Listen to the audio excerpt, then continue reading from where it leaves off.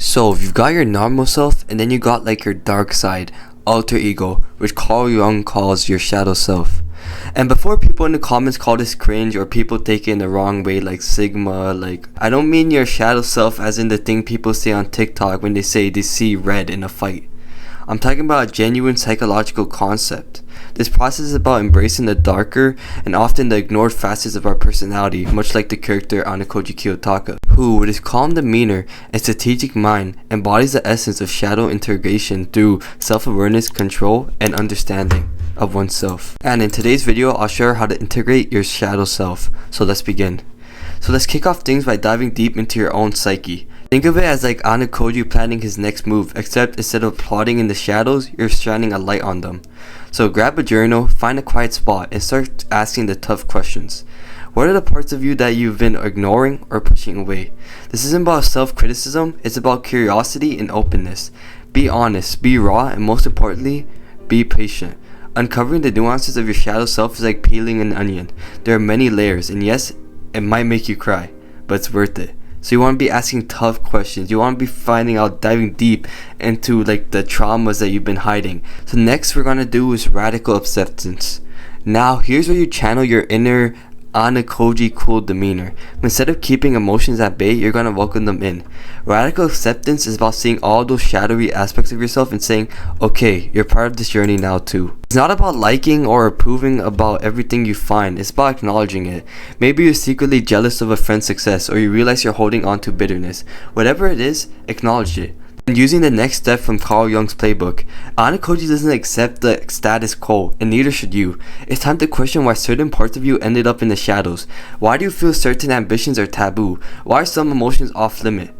This is about dissecting the societal and personal scripts you've been handed and deciding if you actually agree with them. Maybe you've been told that your whole life that nice people don't get angry, but here's the thing. Anger is a human emotion, and even nice people feel it. It's what you do with it that counts. So challenge those old narratives and write your own story. Now this is the intergation, the art of bringing it all together. Interrogating your shadow isn't about eradicating the parts of you that you find uncomfortable. It's about letting those come to the party. Imagine Ayanokoji using every tool at his disposal to win. Not just his intellect, but his understanding of human nature, his strategic mind, and yes, even his darker impulses. You're going to do the same here. It's about recognizing that every facet of your personality has a role to play. So start finding ways to incorporate your shadow into your daily life. If you discovered a hidden talent, explore it. If you undiscovered a repressed emotion, express it healthily. This is about creating a more complete, authentic you. The next step in Carl Jung's playbook is seeing through the projections. Remember when Ayanokoji figures out someone's motives before they do? That's a bit like projection. We often see in others what we can't face in ourselves. That irritation you feel towards yourself, always late friend, it might be mirroring your own struggles with time management or your fear of being disrespected. Start noticing when you're quick to judge others or criticize others. It's a signal post pointing back to something within you. Understand this and change how you interact with the world, making you more compassionate to yourself and others. And to end it off, let's talk about the ultimate strategy game from Carl Jung.